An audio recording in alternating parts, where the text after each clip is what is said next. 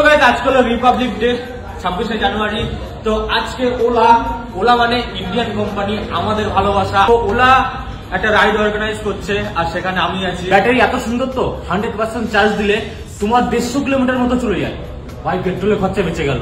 Scooty হয়েছে এতটা speed, আমি চালিয়ে ভাই ফিল করতে পেরেছি 120 মতো চলে যায়। नहीं कहे तेरे जैसा कोई नहीं।